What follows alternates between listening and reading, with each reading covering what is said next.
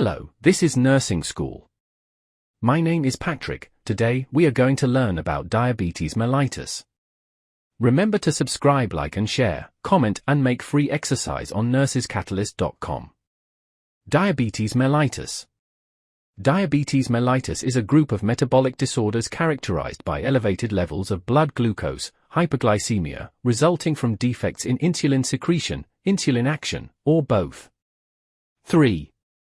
Major acute complications of diabetes related to short-term imbalances in blood glucose levels are 1. Hypoglycemia 2. Diabetic ketoacidosis, DKA, and 3. Hyperglycemic hyperosmolar nonketotic syndrome, HHNS.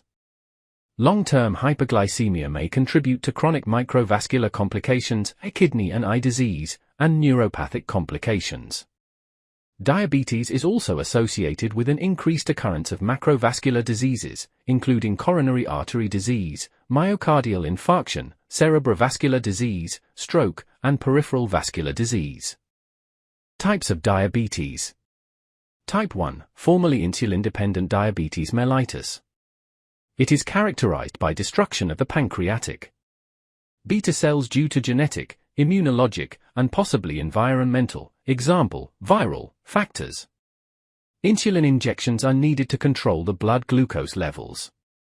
Type 1 diabetes has a sudden onset, usually before the age of 30 years. Type 2, formerly non-insulin-dependent diabetes mellitus. It results from a decreased sensitivity to insulin resistance, or from a decreased amount of insulin production. Type 2 diabetes is first treated with diet and exercise, and then with oral hypoglycemic agents as needed. Type 2 diabetes occurs most frequently in patients older than 30 years and in patients with obesity. Gestational diabetes mellitus. Gestational diabetes is characterized by any degree of glucose intolerance with onset during pregnancy, second or third trimester. Risks for gestational diabetes include marked obesity, So now history of gestational diabetes, glycosuria, or a strong family history of diabetes. Clinical manifestations: polyuria, polydipsia, and polyphagia. Fatigue and weakness, sudden vision changes, tingling or numbness in hands or feet, dry skin, skin lesions or wounds that are slow to heal, and recurrent infections. Onset of type 1 diabetes may be associated with sudden weight loss or nausea, vomiting, or stomach pains. Type 2 diabetes results from a slow, over years, progressive glucose intolerance and results in long-term complications if diabetes goes undetected for many years. Complications may have developed before the actual diagnosis is made. Signs and symptoms of DKA include abdominal pain, nausea, vomiting, hyperventilation, and a fruity breath odor. Untreated DKA may result in altered level of consciousness, coma, and death. Assessment and diagnostic methods. High blood glucose levels, fasting plasma glucose levels 126 mg DL or more, or random plasma glucose or 2-hour post-dash. Load glucose levels more than 200 mg per deciliter. Evaluation for complications. Prevention. For patients who are obese, especially those with type 2 diabetes, weight loss is the key to treatment and the major preventive factor for the development of diabetes. Complications of diabetes.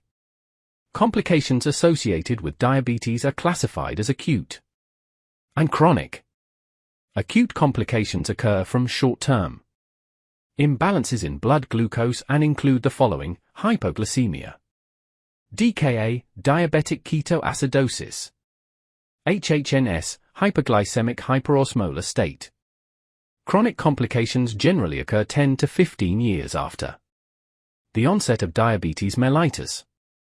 The complications include the following: DKA complications, cerebral edema. This is a rare but serious complication, especially in children and young adults.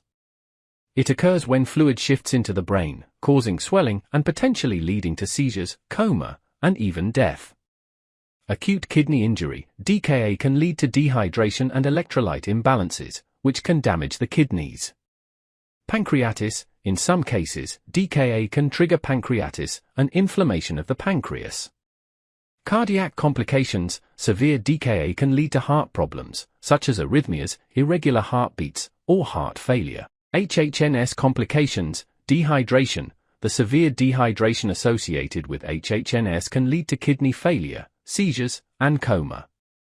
Electrolyte imbalances, HHNS can cause imbalances in electrolytes like potassium and sodium, which can lead to heart problems and neurological complications. Blood clots, dehydration and inflammation associated with HHNS can increase the risk of blood clots, which can lead to stroke or heart attack. Pulmonary edema, in severe cases, fluid can accumulate in the lungs, leading to difficulty breathing. Both DKA and HHNS can also lead to coma. If left untreated, both conditions can lead to coma, a state of unconsciousness. Death, in severe cases, both DKA and HHNS can be fatal if not treated promptly. This is the end of our first video on the diabetes. Remember to subscribe, like and comment, share and make free exercise on nursescatalyst.com. My name's is Patrick. See you soon.